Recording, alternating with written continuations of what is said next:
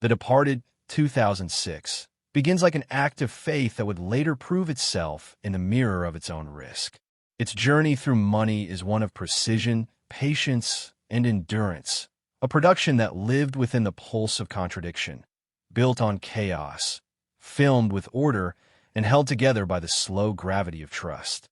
Money in this film moved like a current beneath the story's violence, steady and controlled even when the surface erupted.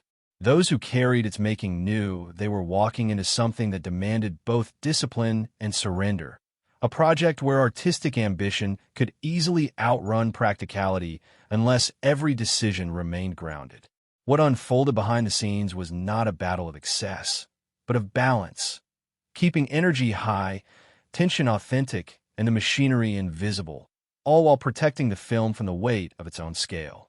The earliest stages of its financial life were shaped by an awareness that ambition costs more than paper can record.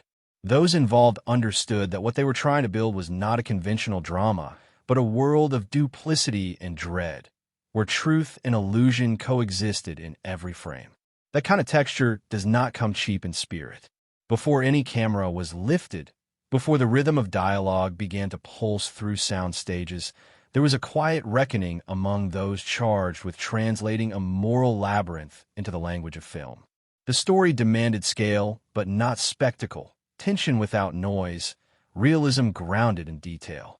Budgeting for such an atmosphere required nuance, not extravagance, enough to give the illusion of abundance while remaining lean enough to stay agile. From the first day of planning, restraint became its invisible producer. Money found its way into every corner of the process like light through blinds, measured, slanting, partial. What appeared on screen as effortless movement through bars, streets, and alleys was in truth a long orchestration of precision. Each location, each texture of city brick, was chosen for mood as much as for cost, creating a portrait of modern decay that had to feel alive without drowning in realism.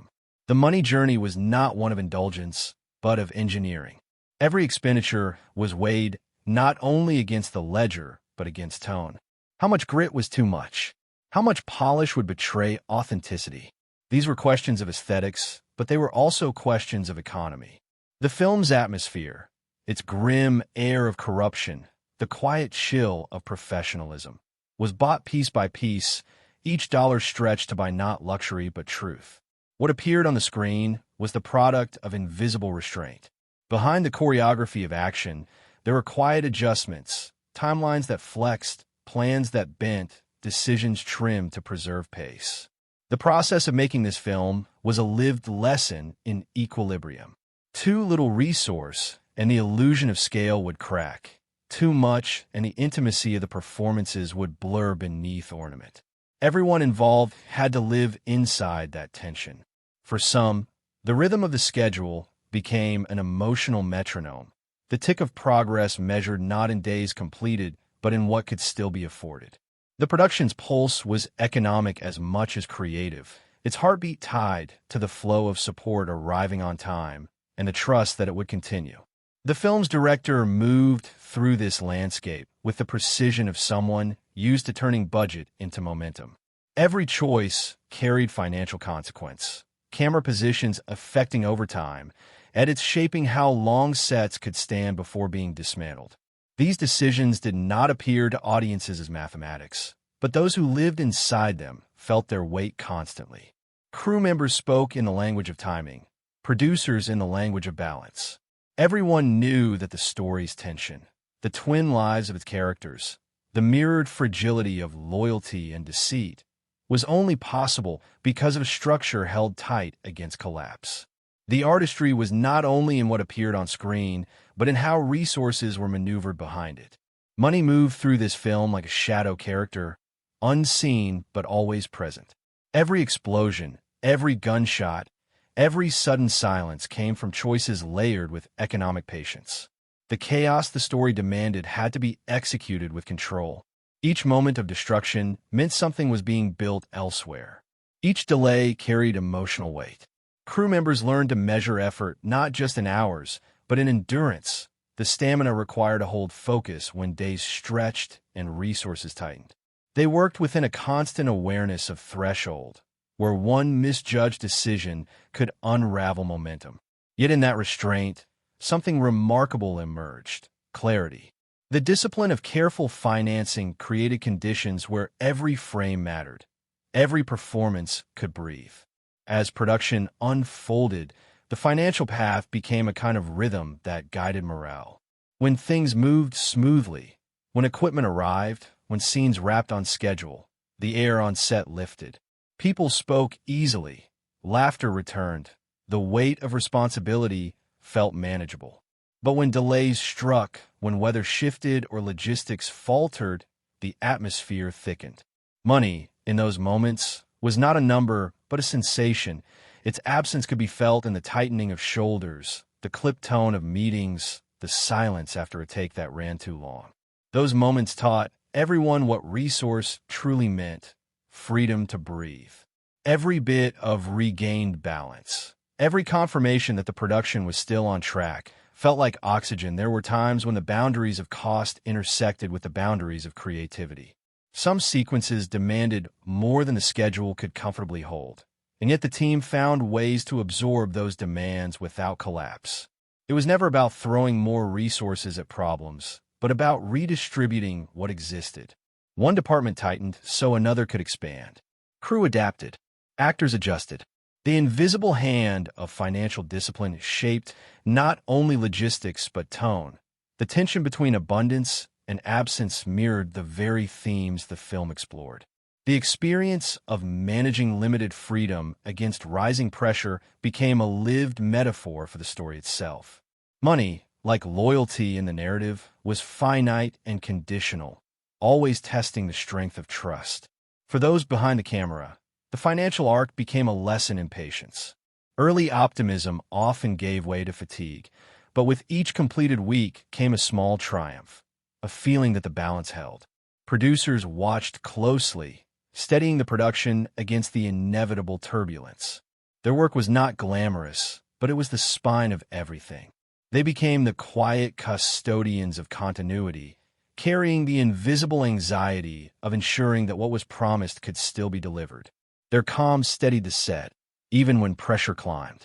In this way, money was not just a tool of management, but a form of emotional stewardship.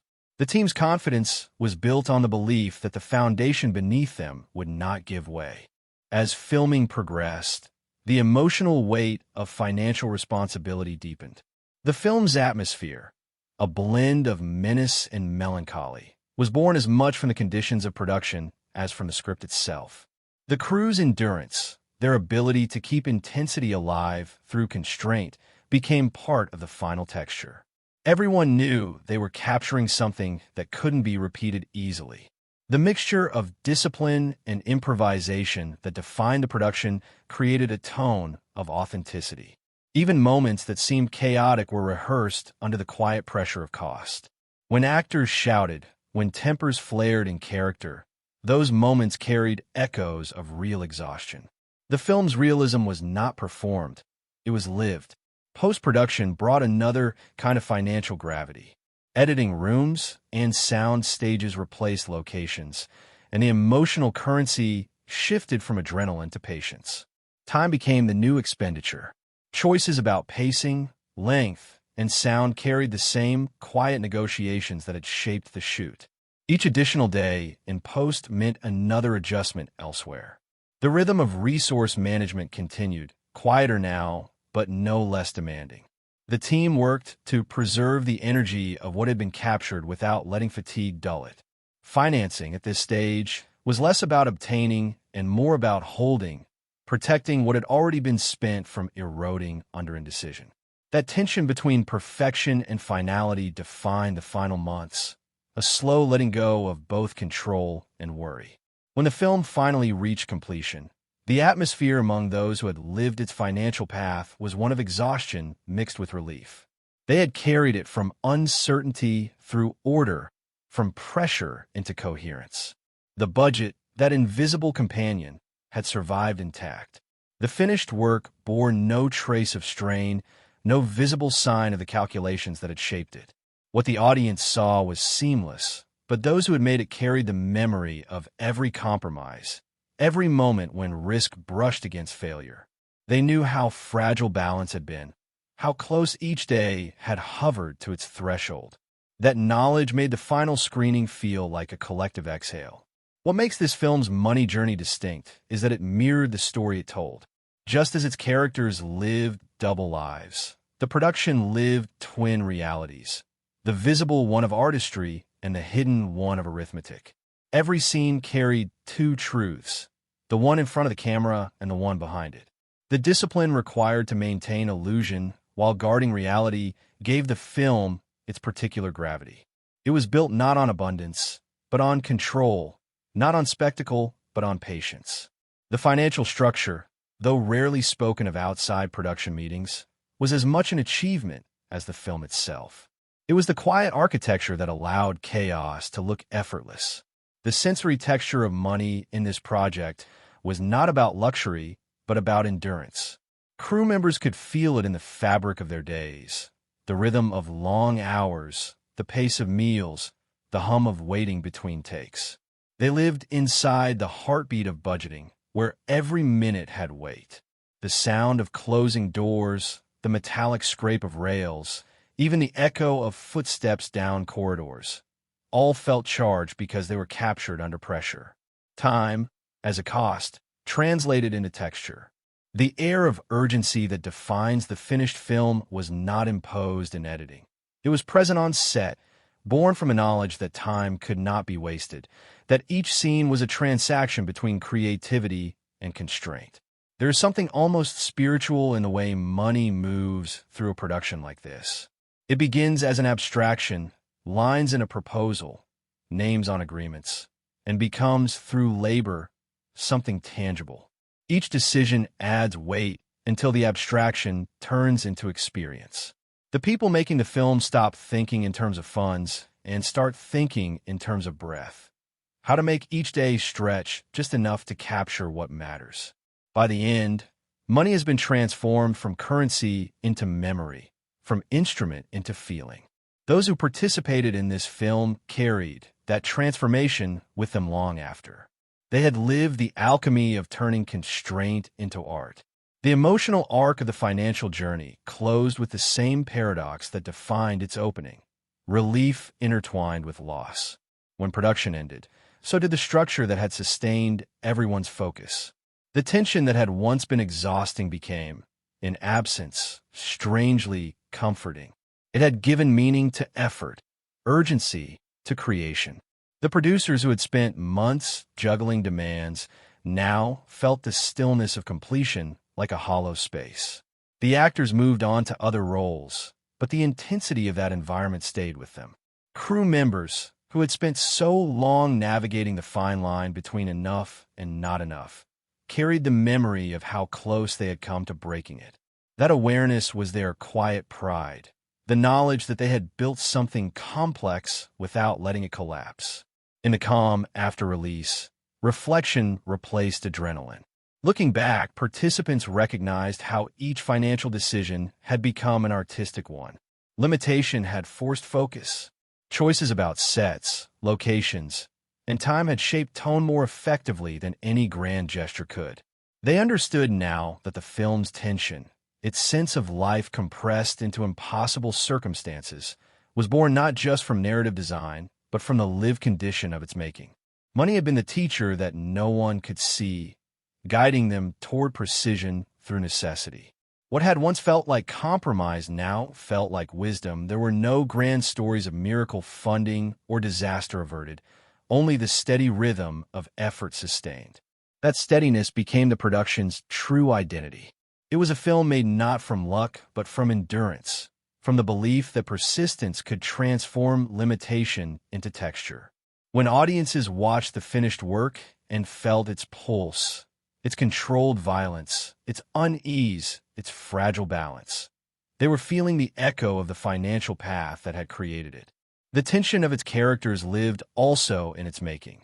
The push and pull between freedom and responsibility, between abundance and scarcity, between chaos and order. Those who lived inside that experience came away changed. They learned that money in film is not a wall, but a horizon. It defines where you can reach, but not how far you can see. Within that boundary lies the challenge, to find meaning, emotion, and truth without crossing into waste. This film taught its makers that constraint is not the opposite of creativity, but its condition. To navigate its budget was to practice the very art the story depicted, surviving pressure without losing identity, keeping composure when everything around feels volatile. They emerge from it not wealthier, but wiser, having learned that the value of money in art is not in what it buys, but in what it refines. By the time its journey through production and release was complete, the film stood as proof that discipline could look like chaos and order could hide behind turmoil. The financial path had been neither glamorous nor disastrous, but quietly heroic. Those who built it knew how much depended on the invisible, how many small decisions, how much invisible endurance. They carried that knowledge silently, proud not because the budget had been vast, but because it had been enough. Enough to tell the story honestly, enough to hold the vision steady, enough to leave behind something that felt inevitable, as though it had always existed. And that is how the money journey of this film lives on. Not in records or accounts, but in its texture, its restraint, its atmosphere of earned precision. Behind every line of dialogue, every glance across a dim room, every pulse of tension, there lies the memory of people who lived inside the fragile balance of art and resource, who made something lasting not by spending freely, but by caring deeply. They turned the arithmetic of limitation into the poetry of control. That was the truest form of financing. The transformation of necessity into beauty, of patience into permanence, of human effort into a work that breathes long after the money is gone. The budget that carried this film was less an amount than a living agreement between vision and practicality. Its scale was deliberate, shaped by the awareness that a story built on paranoia and identity could not survive under indulgence. Every dollar became a thread in a web of tension, stretching without snapping. The work began long before cameras rolled, in small offices where tone was translated into logistics. Spreadsheets became mood boards, calendars became emotional maps. The task was not to fill the frame with excess, but to give space for unease. Those who designed its financial plan understood that realism was not about abundance, but precision. Every detail had to look inevitable, as if it existed because it could not have been otherwise. That illusion of inevitability cost time, thought, and restraint more than it cost material. Early creative discussions were already financial conversations in disguise. When a decision was made to build or to shoot on location, it was a discussion about control versus authenticity, about how far money could bend before it broke. The city's texture, its layered grime, its glass and stone surfaces, could not be replicated cheaply, but neither could it be fully bought. The team had to find ways to let the real world perform for them, using existing environments as silent collaborators. The budget, therefore, leaned heavily on observation. It invested in the ability to wait for the right light, to move equipment efficiently, to reuse spaces with subtle transformation. What appeared effortless on screen was the product of a choreography where money dictated rhythm and patience dictated outcome. The size of the project influenced behavior. On a large production, people often hide inside abundance. On this one, they moved with purpose because waste was visible. The atmosphere on set carried that discipline. Conversations were concise. Decisions were swift. There was pride in thrift, not the austerity of deprivation, but the satisfaction of making every choice count. The crew learned that careful preparation could buy freedom later, that foresight was the currency of efficiency. It was a culture where no one wanted to be the reason the balance slipped. That collective sense of responsibility created a quiet cohesion, a trust that the film's identity was worth the restraint it demanded. The financial architecture was built to absorb stress. Contingencies existed not as luxury, but as oxygen. When weather shifted, When scenes ran longer, the system flexed without breaking. The producer's calm was the most valuable resource. Their ability to translate panic into adjustment kept the project alive. They managed not through authority, but through steadiness, speaking in tones that made volatility feel temporary. Crew members often described a strange tranquility during chaos, a sense that the unseen structure beneath them could hold. That confidence was earned through months of negotiation before production began, through contracts balanced delicately enough to carry risk without letting it dominate. Each clause, each conversation had been a brick in that invisible foundation. As shooting began, the real meaning of scale revealed itself. Sets were built not to impress, but to function, constructed with an understanding that atmosphere grows out of space, not expense. Lighting rigs were designed to move quickly, allowing the schedule to remain fluid. Wardrobe and props were curated with obsessive realism, chosen less for visual flourish than for tactile truth. These decisions were economic, but they also shaped tone. The production's restraint gave performances room to breathe. Without distraction, actors could inhabit characters fully. Money was present only in its absence. What the audience never saw was the luxury of having exactly what was needed and nothing more. The budget's limitations defined the rhythm of days. There was no time for indulgence, but also no atmosphere of scarcity. Instead, there was an understanding. Everything mattered. A delayed call time was a ripple felt across departments. An efficient wrap was a shared victory.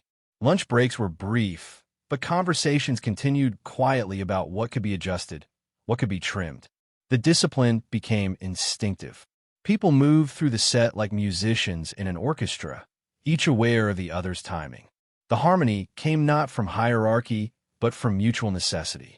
In that unspoken agreement lay the true culture of the film's financing. Respect for balance as the highest form of creativity. Each day's footage carried the echo of what it cost, not in money alone, but in endurance.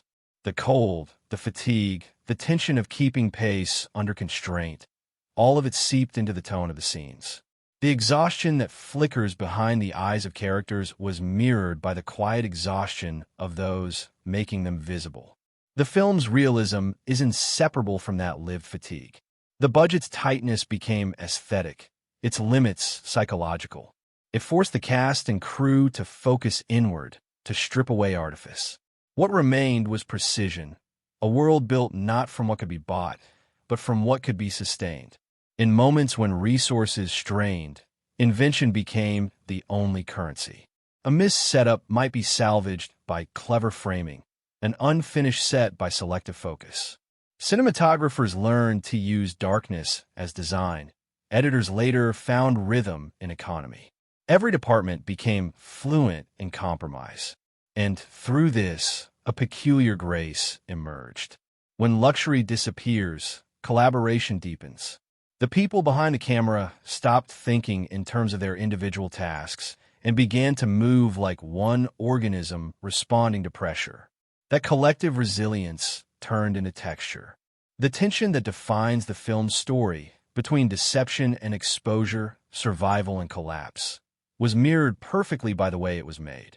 The atmosphere of production became one of cautious optimism. Each finished scene was a small victory against gravity. Producers walked through sets quietly, measuring not performance but morale. Their presence was a reminder that art existed inside arithmetic, that faith had to be matched with accountability. They had become fluent in emotional finance, knowing when to reassure, when to push, when to pause. Their task was to keep the energy consistent, to ensure that creative intensity never outpaced material reality. Their success lay in invisibility. The less they were noticed, the smoother the machine ran. The actors, though shielded from the daily negotiations of cost, felt the weight of economy in the air. They understood that every take mattered. Retakes were not forbidden, but they carried gravity. That knowledge sharpened performance. Precision replaced exploration. Instinct took precedence over experimentation. Paradoxically, this pressure created authenticity. The immediacy of performance was heightened by the understanding that there was no safety net. The eyes of everyone on set, camera operators, grips, electricians, became participants in the scene, all aware that they were capturing something that had to work now, not later. The budget's pressure became an emotional presence that fed directly into the art. When the last day of filming arrived, relief mingled with disbelief. The film had survived itself.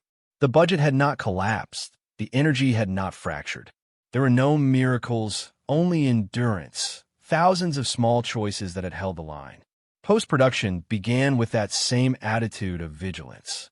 Editors worked within schedules that mirrored the shooting's intensity. Overtime was avoided through foresight, not denial.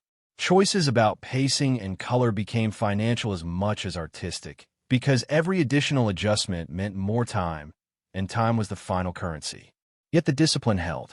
The director and editors approached each sequence like accountants of emotion, weighing the value of seconds against the integrity of flow. The restraint that had defined production now shaped storytelling itself. By the time the film emerged complete, the team's pride was quiet but profound. They had built something large inside boundaries that had refused to widen. The budget had not been an obstacle, but an ethic, a way of thinking that demanded focus and rewarded precision. The film's tension, its air of claustrophobic control, was inseparable from the conditions that birthed it. The people who made it did not speak of what they lacked, only of how much they managed to preserve. In hindsight, the size of the budget mattered less than the intelligence with which it was lived. For months afterward, those involved would recall not numbers, but feelings. The rhythm of long nights, the satisfaction of a plan holding together, the relief of final shots completed under changing skies. They would remember the sound of quiet in the production office when balance sheets aligned, the hum of lights powering down at the end of a completed scene, the stillness of standing in a finished set knowing it had cost exactly what it should have. That equilibrium was its own form of beauty. The film's soul had been shaped by moderation, by the belief that enough can be powerful when handled with care. Budgeting for a project like this means living inside constant translation. Creative ambition speaks one language, financial discipline another. The real art lies in turning one into the other without distortion. Those who succeeded here did so because they understood that money is not a limiter but a clarifier. It forces choice. It asks what truly matters.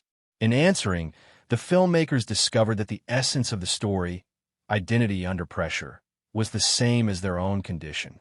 To finance such a film is to live its theme, to build truth within deceit, calm within chaos, faith within fear. What results is not a record of expense, but a portrait of endurance.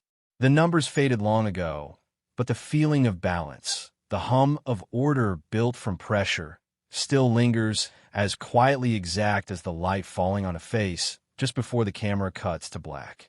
The financing of this film followed the same slow rhythm as the story it told, measured, tense, alive with uncertainty, yet grounded in conviction.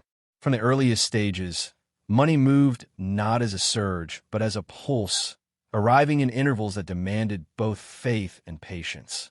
The journey was never chaotic in appearance, but beneath its calm surface ran the quiet anxiety of timing. When would support arrive? How long could operations continue without it? Who would commit first so that others could follow? Each stage of financing revealed the layered psychology of belief, where confidence had to exist before evidence, and endurance had to fill the space between hope and confirmation. Those who first committed themselves did so out of instinct. They felt that this story had gravity, that it would find its audience if treated with honesty and control. Their early participation became the foundation upon which later backing could build, but it also created a burden. Early believers carry more than financial weight.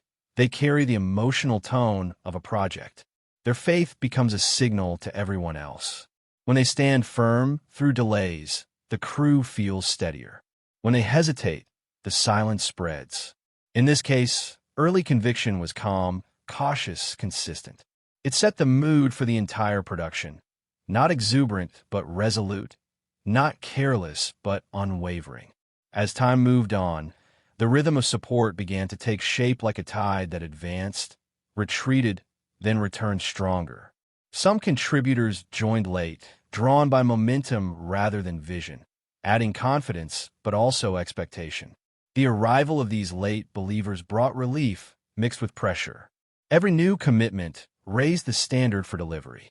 The project was no longer just a creative endeavor. It had become a promise, one that had to be honored with discipline. Producers felt the shift immediately. The emotional balance changed from hope to responsibility. They no longer asked whether the film could be made, but whether it could be completed without compromising its soul.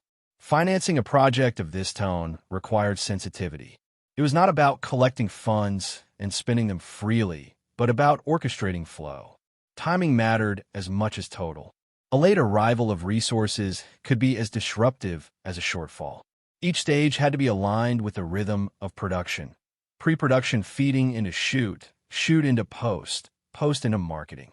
The financial managers became choreographers of time, moving support into position so that no day lost its balance. For those inside the process, the constant monitoring of this flow became a quiet hum in the background of every decision. It was not fear, it was vigilance, the awareness that creation depends on coordination as much as inspiration. The experience of financing also became emotional geography for those involved. Early optimism was bright and electric, charged with the excitement of possibility. Midway, when challenges arose, the mood grew heavy with the realism of process. Every film faces that middle chapter where the romance fades and the machinery reveals itself. This was no different. The team learned that maintaining spirit required transparency. No hidden crises, no false comfort. When timing grew tight, the producers met it with composure rather than panic. Their steadiness became contagious. The crew worked through fatigue, not because everything was smooth, but because everyone believed that the center would hold. The rhythm of financing also shaped creative rhythm. Some scenes were scheduled early to align with available resources, others postponed until confidence returned. These shifts created a natural tension that mirrored the story itself. Progress alternating with pause, bursts of energy followed by enforced patience. The cast learned to live within this rhythm, trusting that every delay would eventually find its counterpart in momentum. This patience, woven into the daily life of the set, gave performances a certain stillness, an intensity that comes only from waiting. The audience would one day feel that tension as atmosphere. Those who made it had lived it as endurance. For the crew, the sense of timing was almost physical. They could feel when the flow was strong and when it faltered. A week of smooth deliveries made everyone lighter. A delay in clearance or confirmation dimmed the room's energy. The production's mood rose and fell with these invisible waves. Yet within that uncertainty, solidarity deepened. People shared snacks, tools, reassurances.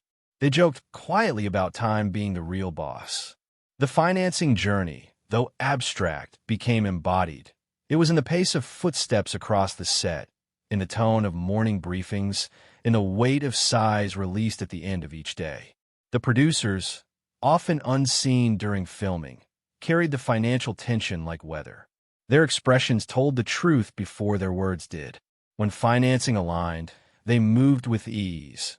When gaps appeared, their silence grew longer. Yet they never lost their calm exterior. Their method was not concealment, but composure. They understood that panic spreads faster than any shortage, and that confidence is itself a kind of currency. Their quiet assurance allowed the crew to focus on craft rather than consequence.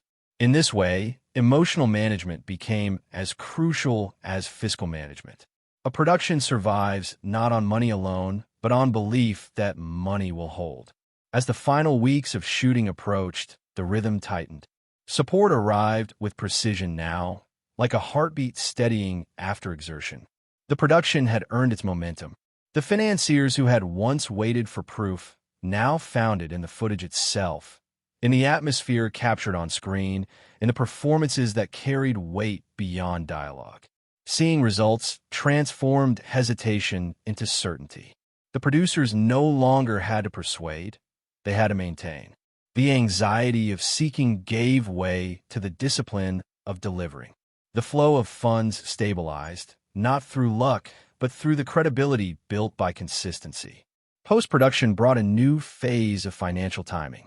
Money moved slower but steadier. Payments shifted from crews and logistics to artisans, editors, sound designers, colorists. The rhythm became contemplative, matching the film's transition from chaos to coherence. Each adjustment in sound or pacing required time, and time, as always, was measured in cost.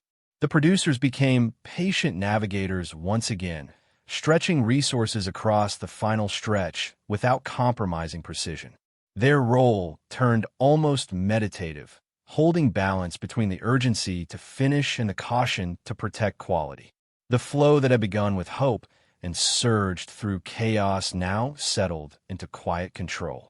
For those who had lived through this journey, the memory of financing would always be emotional rather than numerical. They remembered the waiting, the relief, the conversations in corners, the messages that arrived at night, confirming that all was still intact. They remembered the producer's steady tone during uncertain weeks. They remembered how the crew learned to treat every success, however small, as proof that belief was not misplaced. The emotional arc of financing followed the same structure as any human story: anticipation, struggle, resolution, reflection. It taught patience and humility. It showed that faith is not a feeling but a practice, a discipline maintained through silence and repetition. In hindsight, what made this financing journey distinctive was its rhythm, its refusal to collapse under fluctuation. Support did not always arrive early, but it always arrived in time. Each delay, though stressful, became part of the learning curve. The team discovered that uncertainty itself could be a form of guidance, forcing them to remain alert, to plan carefully, to value progress when it came. They learned to see the ebb and flow not as instability, but as tempo. The financing of this film became a kind of symphony, soft where others might shout, persistent where others might rush. Its melody was one of endurance, carried quietly in the hearts of those who waited and worked until the final frame was finished. By the end, what everyone remembered was not the transactions but the tone. The atmosphere of trust that held the project together became the film's unseen legacy. Financing had been the first act of creation, the invisible structure that allowed everything else to exist. It taught everyone involved that money, like light, is most powerful when it is shaped, not scattered. The lesson remained long after, that in art as in finance, rhythm is everything, and faith, steady, patient, unsentimental, is the rarest and most valuable resource of all. The creative scope of this film grew from a narrow thread of possibility, stretching itself into something larger through discipline rather than excess. It began with an understanding that scale must serve emotion, that money could not lead but only follow. The ambition was to tell a story of deception and duality, a drama that would feel expansive without losing intimacy. To achieve that, the production had to define its limits early and live within them, using every financial choice as a creative decision. The balance between vision and practicality became its unseen language, spoken quietly between departments each day, refined until every element aligned with tone rather than cost alone. At its most ambitious, the project wanted to capture not only a story, but a world, a system of corruption so complete that it felt real. To portray that world required density, the texture of city life, the contrast of luxury and decay, the rhythm of surveillance and chaos. The challenge lay in creating that density without indulgence. The filmmakers knew that too much would flatten impact, that money spent on spectacle could drown the moral unease they were chasing. Instead, they built complexity through detail. The art direction favored spaces that looked lived in rather than designed. The lighting stayed natural, revealing imperfection rather than polishing it away. Each decision kept the story grounded, allowing tension to rise from within the frame rather than from outside it. In this way, ambition remained honest, large in feeling, modest in display. Restraint shaped the project's identity as much as aspiration did. The budget's logic was clear from the start. Concentrate energy where it would matter most, simplify what could be suggested, and trust performance over ornament. That philosophy guided every stage of production. Large sequences were not forbidden, but each had to justify its existence emotionally. If a scene did not push the story forward, it was trimmed before it ever reached set. The script itself became a blueprint of financial intelligence, its rhythm matching what could realistically be achieved. This quiet editing of vision, deciding what to hold back, gave the film its tension. The absence of excess became part of its suspense. The crew felt these boundaries intimately. They learned to think like sculptors rather than decorators, shaping space until only what was necessary remained. Camera setups were planned for flexibility, allowing multiple perspectives without rebuilding. Lighting rigs were designed to shift swiftly between moods, saving time and cost. Even the smallest props carried weight. Nothing on screen was without purpose. For those inside the production, each day felt like walking a tightrope between artistic desire and financial logic. Yet this tension was energizing. It forced invention. When resources could not expand, imagination did. The crew discovered that constraint did not shrink creativity, it sharpened it. Directorial choices became financial ones in disguise. The decision to shoot scenes with handheld energy, to let the camera breathe and move with actors, served both story and economy. It reduced setup time while heightening realism. The texture of improvisation that audiences later praised was born partly from necessity. By minimizing rigidity, the production gained fluidity. That looseness allowed for authentic moments that no budget could buy. The director, aware of the limitations, turned them into style. The film's restless rhythm, the sense that danger could break out at any moment, was not manufactured through cost, but discovered through adaptation. Scope was also measured in tone. The production aimed for psychological scale rather than visual size. Tension had to feel vast, even when the frame was small. That meant investing in the inner worlds of characters rather than the outer trappings of spectacle. Money that might have gone into elaborate sets went instead into time. More takes where performances deepened, more patience in rehearsal. The film's weight came from faces, silences, and gestures rather than from ornament. For the producers, this shift represented financial elegance. Less visible spending, more emotional return. It proved that scope is not a matter of how wide the camera looks, but how deeply it sees.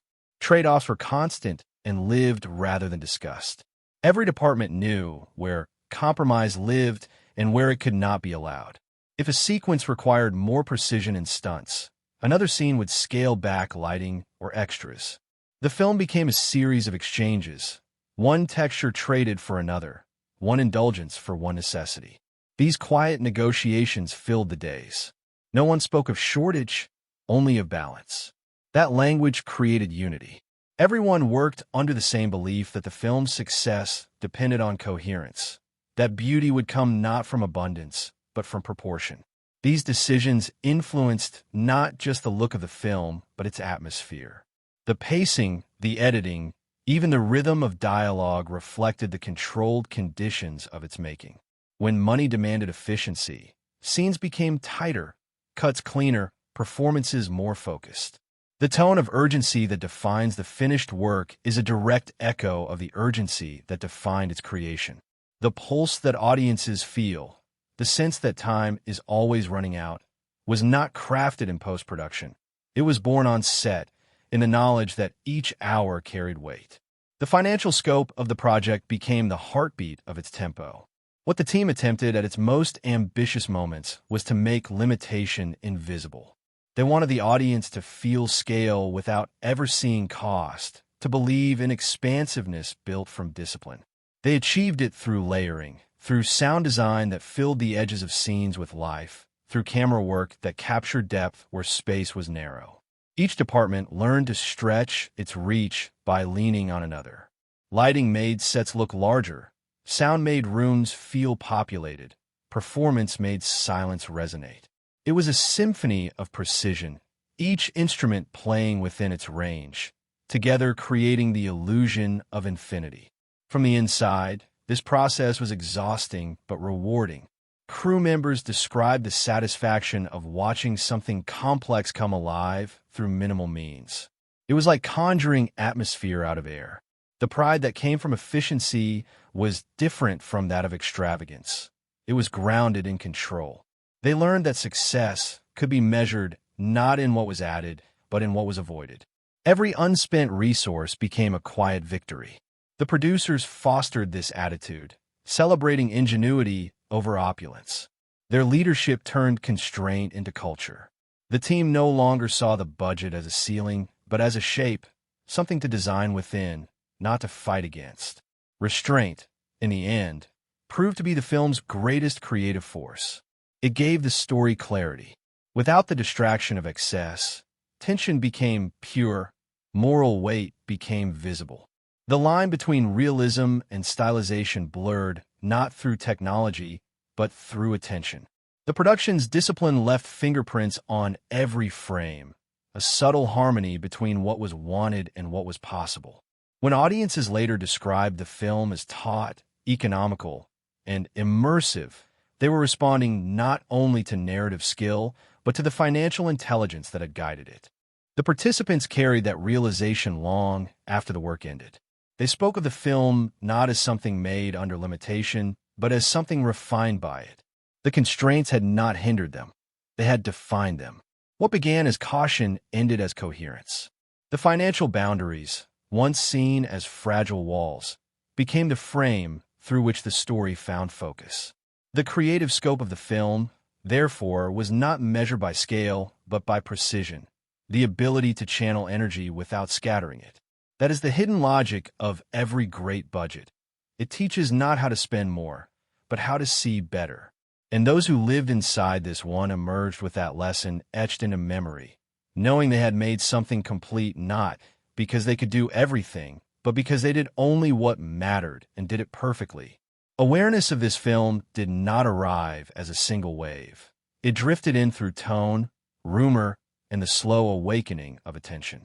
From the moment production ended, its identity had to be shaped carefully, deliberately, so that what had been lived in silence could now speak. Marketing was not a performance of noise, but of control, a continuation of the same financial rhythm that guided its creation. The people behind its release knew that a story of moral corrosion and mirrored lives could not be sold like a spectacle. It needed atmosphere more than volume, suggestion more than announcement. The spend-to-reach strategy became an exercise in restraint, a financial echo of the film's mood. Lean, precise, built on confidence rather than saturation. The first decisions were about timing. Where it would appear, how soon, and through what channels its voice would carry. These questions were not simply logistical, they were tonal. The goal was to make the world lean in, not to shout at it. Money flowed into select moments of visibility rather than broad campaigns. Each placement, each piece of imagery, was chosen to feel inevitable, as if awareness of the film had always existed somewhere in the collective mind and was now only being recalled. That illusion of inevitability costs patience and instinct in equal measure. Those managing its marketing budget understood that anticipation, not exposure, creates value. When the first images and teasers reached the public, they carried with them the film's emotional code, tension, duality, and the weight of consequence. Even the design language reflected financial discipline. Posters were clean, monochromatic, sparing in text, built on contrast rather than clutter. The tone was mature, direct, unhurried. It suggested danger without spectacle, intelligence without elitism. The materials mirrored the restraint of the film itself, designed not to oversell, but to haunt. In this way, the marketing spin transformed into mood. Every dollar was a whisper, not a shout, designed to draw audiences closer, to make them participants in curiosity rather than targets of persuasion. As awareness expanded, conversation began to replace advertisement. Press pieces, interviews, and reviews became extensions of strategy, crafted to deepen interest rather than broaden it indiscriminately. The people shaping its visibility treated information as currency, spent slowly, always with purpose. When journalists were invited to observe or discuss the production, access was curated. Authenticity was the only commodity that mattered. In an era of loud promotion, the film stood out precisely because it refused to demand attention. It allowed the audience to find it, and in that discovery lay value. The financial logic behind this restraint was simple. Let intrigue build its own momentum. Awareness created this way lasts longer than awareness bought. The chatter around the film grew organically, helped by tone rather than quantity. Early reactions described it as something grounded, something serious, a film that did not condescend. That reputation carried more marketing weight than any campaign could purchase. Producers recognized this and adjusted the rhythm of spending accordingly, directing resources toward amplification of word of mouth rather than expansion of traditional visibility. It became a game of magnification, not multiplication. The fewer the messages, the stronger each one felt. The film's identity became an echo chamber of trust. What began as careful positioning turned into credibility. Inside the distribution offices, the atmosphere mirrored what had been felt on set. Cautious optimism tempered by awareness of fragility. Every new indicator of public interest, advanced screenings, critic mentions, early audience feedback, was measured not in excitement, but in stability. Those managing the release worked to keep tone aligned with truth. Success could be dangerous if mishandled. Overconfidence could turn the story into noise. The balance between belief and patience was maintained through constant calibration. Marketing meetings felt more like quiet briefings than celebrations. Their purpose, not to escalate emotion, but to preserve coherence. For those involved, the emotional experience of this phase was complex. After months of creation under silence, seeing the film move into public space felt both liberating and vulnerable. Money now had to act as bridge rather than lifeline. The creative team, used to working within closed circuits, now watched their private work translated into public language, trailers, sound bites, taglines. The awareness spin was no longer about control, but about release. They could only guide tone and hope that the film's integrity would survive exposure. That uncertainty carried tension, the same kind that had defined every earlier stage of the financial journey. The feeling of surrendering what had been built carefully into forces beyond one's reach. The mood of marketing was defined by timing. The release had to arrive not too early, when curiosity was still forming, nor too late, when anticipation might have cooled. The orchestration of this timing required precision. Funds were released in pulses, mirroring the rhythm of earlier financing. Each campaign designed to trigger the next, each silence designed to let interest breathe. This pattern created an invisible dialogue with the audience. A question raised, a pause, then an answer. That breathing space was part of the film's allure. It gave potential viewers room to imagine, to project, to anticipate. The marketing was not about informing, but inviting. Press interactions carried similar rhythm. Interviews were not rushed. Each one was treated as an event. The tone remained intellectual, yet accessible. The language confident, but unforced. There's an understanding that overexposure dulls mystery, that conversation should always end slightly before saturation. The people steering these appearances approached them as caretakers of tone rather than promoters of product. Their goal was to sustain curiosity's half-light, to protect the tension between knowing and wanting. Even within financial reports, success was measured by precision of audience fit, not by raw volume of reach. The days leading up to release felt like holding breath. Awareness had been built without noise, and now it had to convert into attention without collapse. The marketing budget entered its most delicate phase, the final stretch where every dollar carried exponential weight. Spending too early risked fatigue, too late invisibility. The decisions made in those days were guided less by analytics than by intuition. Those managing it had lived with the film long enough to know its rhythm, to sense when the world was ready to receive it. The alignment of financial timing with emotional readiness became the defining achievement of its marketing campaign. When release finally arrived, the air around it was electric but controlled. Awareness had matured into presence. The audience felt as if they had discovered the film themselves, though in truth, every moment of that discovery had been quietly designed. The marketing team's restraint paid off. Rather than shouting for attention, the film seemed to command it. It entered theaters with dignity, surrounded by conversation that felt organic. The money spent on awareness had achieved something intangible, the illusion of inevitability. It was not a campaign that forced recognition, but one that revealed it, a financial choreography so subtle that audiences mistook it for word-of-mouth truth. Inside the offices where the campaign had been planned, relief came quietly. Charts and projections confirmed what instinct had already told them. Awareness had reached equilibrium with expectation. The people who had managed budgets, coordinated schedules, and monitored tone understood that success had been built not on extravagance, but on proportion. Each dollar had carried intention, each decision patience. They had learned that the art of spin to reach lies not in volume, but in restraint, not in the promise of visibility, but in the confidence to allow silence to work. Looking back, participants spoke less of the marketing itself and more of its calm intelligence. The awareness strategy had mirrored the film's character, precise, understated, steady under pressure. It had proved that attention earned slowly holds longer than attention bought quickly. In hindsight, the campaign stood as a lesson in how money can guide emotion without overwhelming it, how discipline can create anticipation more effectively than excess. The awareness journey, like the film's financial journey as a whole, became a portrait of balance between presence and quiet, ambition and control, exposure and secrecy. It taught those who lived it that the best kind of visibility is the one that feels discovered rather than delivered, and that true financial mastery lies not in how much is spent, but in how wisely absence is used.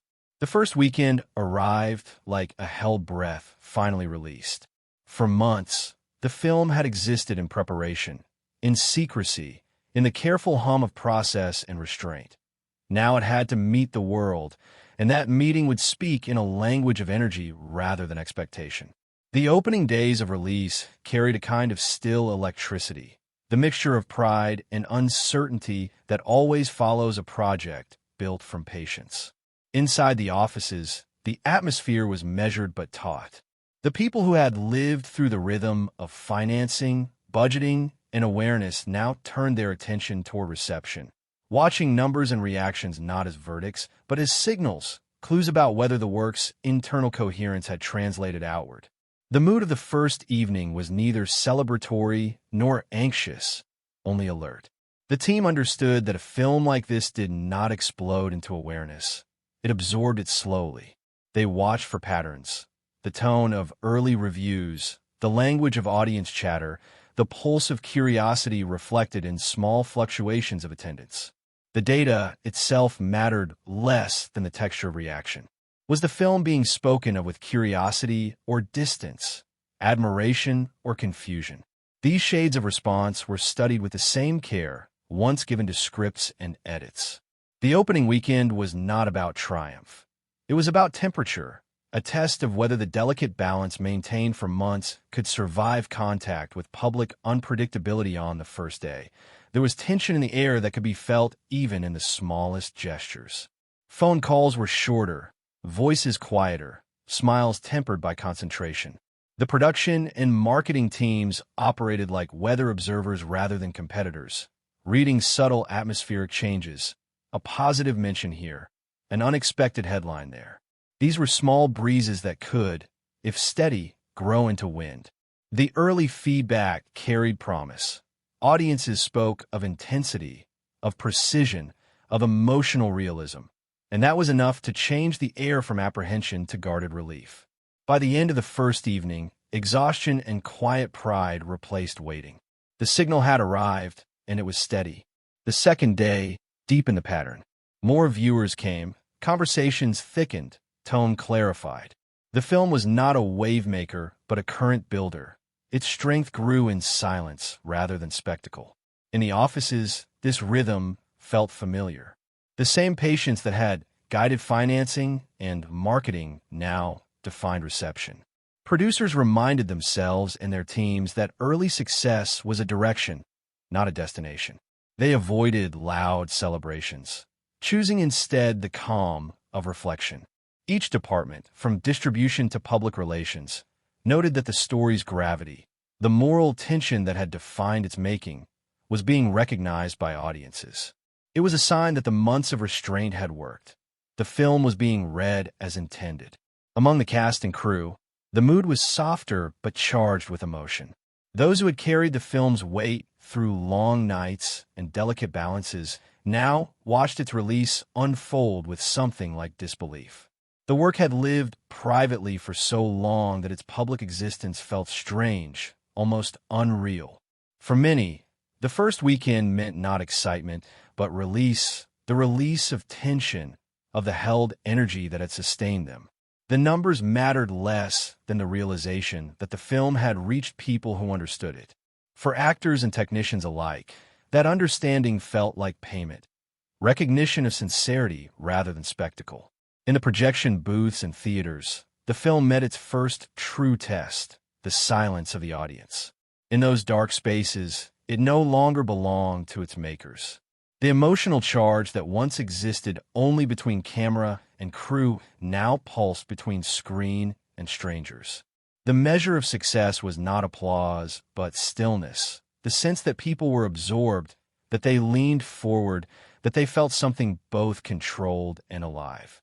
Those who slipped quietly into theaters to observe found themselves watching faces rather than frames, trying to read the collective mood. The early success was modest in appearance, but rich in implication. Audiences were returning, conversation was growing, critics were engaging with thoughtfulness rather than haste. This kind of momentum could not be purchased. It had to be earned through tone, through authenticity. For those who had lived inside its making, the confirmation was almost spiritual. They had trusted that patience could compete with volume, and the world had answered with quiet agreement. The following days brought the same sense of continuity. As more results came in, the numbers turned into a pattern of endurance rather than explosion. Producers read them with satisfaction rather than surprise. They knew that longevity was the truer measure of impact, that the film's design was never to dazzle for a weekend, but to resonate for months. The conversation among executives and creative teams focused not on peaks, but on stability. The goal was not domination, but permanence, not records, but recognition. And as each update confirmed growth and consistency rather than volatility, confidence began to replace vigilance. For the people closest to the work, this stability created space for gratitude. They could finally breathe. The anxiety of whether the film would be understood gave way to appreciation that it was being seen, felt, discussed.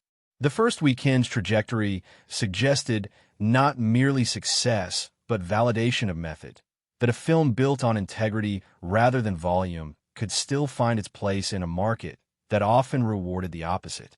Those who had once defended restraint in budget meetings now saw their faith rewarded in the most tangible way, through audience respect. The film had not been marketed into existence. It had earned its life through coherence. Behind the scenes, the production office carried the air of calm after a storm. There were no loud celebrations, only quiet acknowledgments, nods across rooms, soft laughter at the relief of completion. The charts pinned to walls that had once represented risk, now represented rhythm. Everything had landed where it should, not too high, not too low, perfectly in line with intention. The film had proven that financial discipline and artistic precision were not opposites, but allies. Its first weekend was the embodiment of that truth. For the director and producers, The lessons of this stage were personal. They learned that confidence in process must outlast uncertainty in outcome, that the measure of success lies not in scale, but in alignment, when the world receives the work in the same tone in which it was given. The early signals confirmed that alignment. The audience felt what the makers had felt. The critics wrote with the same tension that had shaped the set. The opening weekend became less about profit than about proof. Proof that honesty could still find its place in an unpredictable market. As the week drew to a close, optimism settled into quiet resolve. The team began to think beyond numbers toward legacy. They recognized that while the first weekend marked an end to waiting, it also began a longer arc of influence. The film's energy would ripple through future projects, shaping how studios viewed patience, how teams valued restraint, how storytelling could coexist with economic intelligence. For now, though, they rested in the rare equilibrium of satisfaction without spectacle. The film had entered the world exactly as it had been made, measured, deliberate, enduring. Its first weekend was not an explosion, but a signal carried through still air, announcing not victory, but balance. The weeks that followed the opening settled into a rhythm that felt both inevitable and surreal. The film had survived its first trial, the judgment of an audience, and now entered the slower, quieter current of endurance. This was the stage where stories either disappeared or deepened. Those who had lived through the making of it knew the financial path would now stretch differently. Not in the burst of expense, but in the steady flow of returns, deductions, adjustments, and the patient navigation of process. What had once been energy became procedure. The financial journey turned inward, toward reconciliation and reflection. Distribution became its own ecosystem, a series of hands through which the work passed and from which it would return, altered by scale and time. Money no longer moved in bold transfers, but in fractions, filtering through systems designed to account, verify, and delay. For those inside the production offices, this stage carried a paradoxical calm. The chaos of creation had ended. Its echo remained in paperwork and schedules. The film that had once demanded imagination now demanded endurance. It taught everyone that the story of money in cinema does not end with applause. It dissolves into the hum of process, the slow choreography of percentages and reports. These movements, invisible to audiences, with a quiet heartbeat that sustained the project long after the lights had gone down. Those who had overseen financing understood this phase better than most. They knew that after the visible storm came the invisible tide, a long settling during which expectations thinned into reality. Theatrical runs narrowed, foreign markets opened, contracts matured. Each layer added another rhythm of waiting. Every transaction passed through intermediaries, deductions, and clauses, each normal, each expected, each slowing the pulse. The producers, now both relieved and restless, checked in periodically, their language softer, their urgency dulled by acceptance. They had learned that the final part of any film's financial life is less about control than surrender. Systems move at their own pace. Patience becomes the only viable investment. The distribution path carried small frictions, ordinary, predictable, yet lived as moments of quiet frustration. Invoices crossed with statements, settlements arrived later than promised, small misalignments required clarification. None of it was dramatic, but each demanded attention. The production team handled these details with the same discipline that had shaped their budgeting. Their calm, acquired through months of managing limitation, now served them again.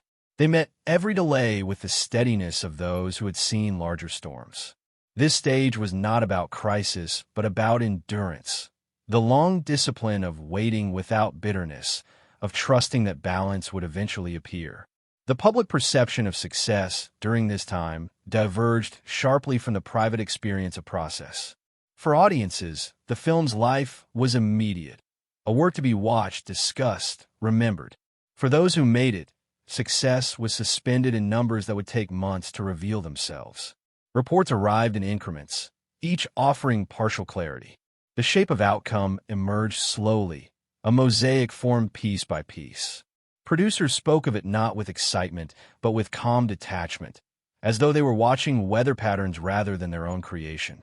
The rhythm of distribution demanded this perspective. Emotion had no use here. What mattered was continuity, not climax. Meanwhile, conversations among the creative team grew reflective. They had returned to their separate projects, but whenever they met, talk inevitably circled back to the film's afterlife. The way it lingered, the way it continued to ripple outward in quiet ways. The money journey, once felt as pressure, was now remembered as architecture, the structure that had made everything possible. They spoke of the patience it had required and how that patience had changed them. To create something under constraint and then to wait again through the slowness of process had taught them an almost meditative endurance. It had given them a kind of stillness that other forms of work rarely offered. The contrast between public noise and private patience defined these weeks. While headlines framed the film a success, the producers dealt with the muted rhythm of receipts. They did not resent it. They knew that the glamour of cinema and the machinery of its economics have always existed in different dimensions. They moved through this stage with quiet dignity, acknowledging that each deduction, each delay, was simply part of the unspoken contract between art and industry. They had made peace with the idea that reward in film is never immediate, that the satisfaction of completion must sustain long before the satisfaction of closure arrives. Within the distribution companies, clerks, accountants, and coordinators processed the film as one among many. For them, it was work. For its makers, it was memory. The juxtaposition was striking. The emotional heat of creation had cooled into data, yet within that data lived traces of what had been felt. Each entry in a ledger represented days of effort, sleepless nights, impossible choices made under pressure. The transformation from experience to record was almost poetic. Life turned into numbers, then numbers turned back into reflection. The film's financial path was no longer about gain or loss, but about translation, the slow conversion of intensity into permanence. By the time the final statements began to appear, there was no single revelation, only recognition. The film had neither soared beyond imagination nor fallen into deficit. It had arrived where it belonged, balanced, self-contained, complete. Those who read the reports did so without surprise. The outcome reflected the journey perfectly, measured, proportional, disciplined. There was satisfaction in that symmetry. The production had never been a gamble on extravagance. It had been a study in precision. Its financial close mirrored its creative tone, both ending not with explosion, but with exhale. Even so, the process of settlement lingered. Payments and reconciliations extended into months, each one smaller, quieter, more procedural than the last. The producers described it as a fading heartbeat, still present, but softer each time. With each document signed and confirmed, the film's financial life contracted a little further until it existed only in memory and archive. The long chain of movement, idea to script, script to image, image to ledger, had come full circle. The people who had once fought for every hour of filming now watched the final line items settle with calm affection. As though closing the cover on a story they knew by heart. Looking back, they understood that this final chapter, the distribution and deduction phase, was as essential to the film's identity as any scene or line of dialogue. It had taught them the true meaning of rhythm, that creation and return, expenditure and recovery, are not opposites, but partners in motion. The money had moved outward like breath and returned like echo, slower but clear. What remained was not the balance itself, but the sense of completion, the knowledge that every stage of the journey, risk, tension, release, patience, had carried the same steady pulse. The film's financial path ended not with noise or closure, but with continuity, a quiet confirmation that everything had arrived exactly where it was meant to. Every film carries with it a constellation of promises, spoken, written, or simply felt. And as the final months of this project unfolded, those promises began to surface, waiting to be honored. They existed between people more than between documents. Understandings formed in late-night meetings, in quiet conversations over coffee, in the silent nods exchanged between takes. These were not merely financial arrangements, but emotional compacts, built on the trust that those who had given their time, belief, and endurance would be remembered when the dust of production settled. The culture of filmmaking, especially at this level, depends on that trust, the expectation that when the chaos ends, fairness will quietly find its way back through the noise. The commitments surrounding this film were layered. There were the formal ones, the structured shares, the deferred payments, the performance bonuses written into contracts. And then there were the informal ones, gratitude promised, reputations protected, future collaborations implied. Both categories carried equal emotional weight. Everyone involved knew that once the applause faded, a different kind of patience would begin. The settling of accounts is never fast. It is an echo of the film's own rhythm, another story told in slow motion.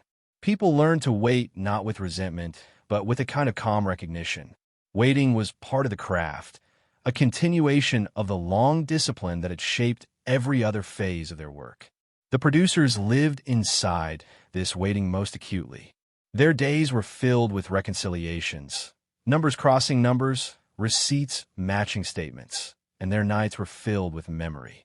They had carried this film through uncertainty, and now their final task was to make sure that what had been promised, in every sense, was delivered. Each conversation with financiers, distributors, and agents became an act of caretaking.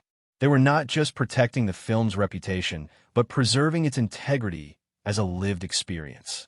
For them, every payment completed and every balance confirmed was not only an obligation, but a quiet thank you to the people who had kept faith during the hardest days.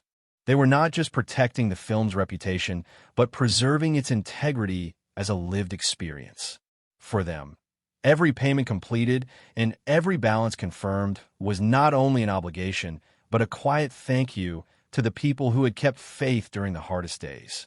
Actors, by contrast, lived the waiting differently. Their work was finished, their faces already captured and sealed in the story's frame. But their relationship to the project was not over. They carried emotional ownership rather than logistical responsibility. Some had agreements that would yield results much later. Residuals, shares of success. But beyond those, there was something less tangible, the desire for acknowledgement. They wanted to feel that their effort had mattered, that their vulnerability on screen had been seen. Financial recognition, when it came, was therefore not just economic. It was symbolic, a confirmation that they had been part of something that held together from start to finish. The crew's connection to this phase was quieter but no less significant. Their work had been invisible by design, their names destined for the rolling list at the end, yet within the production they were the structure itself. For many, payment was straightforward and complete, but others, those with deferred arrangements or shared credits, remained tied to the film's continuing journey. They understood the industry's rhythm. Settlements come late, promises unfold over months, sometimes years. Still, there is always a point of tension between expectation and patience, a space where professionalism and emotion intersect. They waited, as they always do, trusting in the system and in the people they had worked beside. The flow of settlements mirrored the movement of the film's story, slow, intricate, cumulative. Each step forward was a signal of stability, a reassurance that order would indeed replace chaos. Producers received updates in small bursts. Confirmations from distribution partners, clearances from legal teams, statements detailing incremental releases. Nothing arrived dramatically. Everything came measured, steady, almost ceremonial. The tone in the production office softened. There were fewer calls, fewer anxieties, fewer alarms. The film had begun its long exhale. The patience of waiting became, for many, its own lesson. Those who had once been driven by adrenaline found themselves learning stillness. The culture of film often glorifies the immediate. The first day of shooting, the premiere, the headlines. But the truth of the work often lies here, in this aftermath where time stretches and patience is tested. The participants discovered that this waiting carried dignity, even meaning. It connected them back to the earliest days of development, when belief had been all they had. Now, once again, belief was required, this time in process rather than vision. The producers made it their duty to communicate often, to prevent silence from breeding doubt. Small updates were shared with care, each one designed to remind contributors that their part had not been forgotten. They understood that trust erodes not through delay, but through absence of information. Their calm transparency became the glue that held the project's community intact even as everyone moved on to other work. These gestures, the phone calls returned, the messages answered, the reassurances offered, were the unseen acts that completed the film's moral arc. When settlements finally began to close, they arrived without ceremony. Numbers were confirmed, accounts were reconciled, documents filed. The process was mundane but meaningful. For each participant, it marked an invisible milestone, the completion of a circle that had begun years earlier in hope and uncertainty. The film, which had lived for so long as labor and tension, now existed only as object and memory. The people who had shaped it were free to step away, though most did so slowly, reluctant to let go of something that had defined their days so completely. There were, as always, small disagreements, delays to clarify, terms to interpret, but they unfolded quietly, handled with professionalism. No one wanted noise to overshadow the calm conclusion of something that had been built on trust. Those who had waited longest received what was due with gratitude, even tenderness. They spoke of closure not as relief, but as recognition. The final payments were less about money than about acknowledgement. Each transfer a silent affirmation that their patience had mattered by the end. The waiting had become almost ritualistic. People had learned to check less often, to think less about what was owed and more about what had been achieved. The process itself became part of the film's story, a reflection of the same endurance that had defined its creation. Waiting was not merely tolerated. It was understood as proof of continuity. The film had moved through every necessary stage: risk, creation, release, reflection, and now fulfillment. The circle had closed with grace.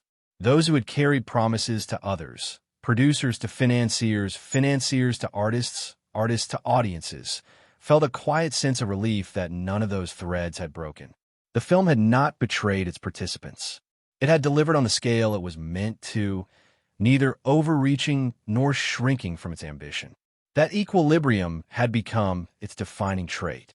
When the last obligations were met, there was no grand announcement, no visible celebration, only a steady calm, the satisfaction of knowing that everyone who had waited could finally step back with trust intact.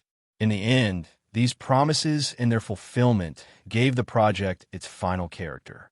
The film was not only about moral tension on screen, it was about moral integrity behind it. The way its participants honored commitment became the invisible epilogue to the story. The culture of waiting and fulfillment revealed the essence of the work itself. That art is built not only on vision, but on faith, not only on action, but on patience. And as the last emails were sent, the last numbers verified, the people who had built it could look back and see that the film's real success lay not in figures or reviews, but in the simple truth that every promise, from the first idea to the final account, had been kept. Relief, when it finally arrived, did not rush in. It came quietly, like a tide returning after a long and uncertain ebb. It did not announce itself through celebration or grand gestures, but through stillness, the sudden absence of tension that had lived for years beneath every decision. For those who had carried the film's weight through its financial arc, this was the moment when the burden slowly transformed into memory.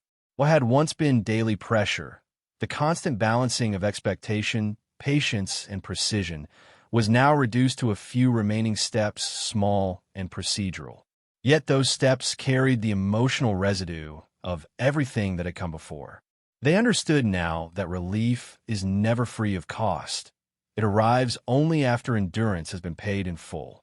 During production, cost had been an invisible presence that shaped every hour. It was felt in the tone of meetings, in the careful scheduling of days, in the way people moved efficiently, deliberately, without waste. Money had been the pulse that governed all else, its rhythm defining what could be attempted and what had to wait. When relief began to take its place, the energy shifted. People began to breathe differently. Conversations loosened. Laughter, once cautious, grew natural again. The hum of quiet anxiety that had defined the project's heartbeat slowly faded. Yet, in its absence, there was also emptiness, the strange quiet that follows long vigilance. It was as though the production's internal machinery had stopped, but everyone could still hear its echo. For the producers, relief was both professional and deeply personal. They had lived for months in a state of calculation. Every decision filtered through the lens of sustainability. To finally feel balance was to feel space open up inside them again. It was not simply that the film had stabilized financially, but that the endless flow of questions, can we manage this? Can we extend that? Had finally gone still. The relief was not victory, but equilibrium restored. They spoke less, smiled more, moved slower. Even their posture changed, shoulders untensing after years of invisible weight. But with this calm came reflection, and reflection, inevitably, led to memory of cost. The price of patience, of control, of constant awareness. These things lingered even as the immediate strain disappeared. Relief also arrived unevenly. For some, it came early in the form of reassurance that their contribution had been recognized. For others, it came later through delayed confirmations and statements. Yet when it did arrive, it carried the same quiet satisfaction, proof that faith had not been misplaced. The film's financial journey had been built on a series of controlled risks, and to see them finally resolved was a subtle but powerful affirmation of process. The sense of closure was not just logistical. It was emotional, like the settling of dust after a long storm. People began to reach out to one another again, not to discuss figures or reports, but to share memory. They rediscovered the human warmth that had been temporarily suspended by the machinery of cost. The atmosphere in the offices reflected this shift. The same desks that had once held stacks of schedules and invoices now carried only light clutter: mugs, notebooks, fading memos. The rhythm of the workday softened. Emails came slower, meetings shorter. What remained was maintenance, not survival. Yet even in this quiet, cost continued to echo, an awareness of everything it had taken to reach this calm. The memory of fatigue became part of the space itself, felt like temperature. Those who had once worried over every expenditure now found themselves hesitant to let go of that vigilance, as if peace itself might evaporate without their attention. They learned that letting go is its own skill, one that requires as much discipline as control. For the cast and crew, relief took on a more reflective tone. They had long since moved on to other projects, but this film remained a reference point, a benchmark for endurance. When they spoke of it, their voices carried the same rhythm. It had been difficult, yes, but it had mattered. They remembered the long days not as burdens, but as tests of commitment. Even the constraints that once felt oppressive now appeared as blessings, structures that had shaped clarity, focus, and precision. In the distance of hindsight, cost lost its sting and became context. The relief of completion gave them permission to reinterpret the struggle as purpose. For those in finance and distribution, relief meant order restored. Numbers balanced, timelines fulfilled, obligations met. The spreadsheets that had once seemed endless now closed neatly, their formulas resolving into quiet totals. There are no surprises, no crises, just this smooth, gradual cessation of motion. Yet even they, accustomed to numbers stripped of sentiment, felt a kind of reverence in the finality. The film had moved from speculation to artifact, from forecast to history. The ledgers were not just records. They were evidence of belief made real. The calm of this realization carried through the building, through every email signed off with gratitude rather than urgency. And yet, beneath the calm, something subtle remained, the afterimage of cost. Everyone who had lived through it carried that imprint. They could recall the days when every hour had monetary gravity, when the sound of a clock meant calculation. Relief did not erase that memory, it reframed it. They began to see cost not as loss, but as process, a natural curve that begins in ambition, peaks in strain, and settles in reflection. The paperwork that marked the end of the financial cycle was therefore more than administrative. It was ceremonial. Signing off on the last reports felt like closing a story whose real narrative had always been endurance. Over time, this relief evolved into gratitude. The further the participants moved from the immediacy of pressure, the clearer the meaning of it became. The patience that once felt heavy now looked like strength. The discipline that had kept the film stable through unpredictable turns now appeared as artistry. They realized that cost had not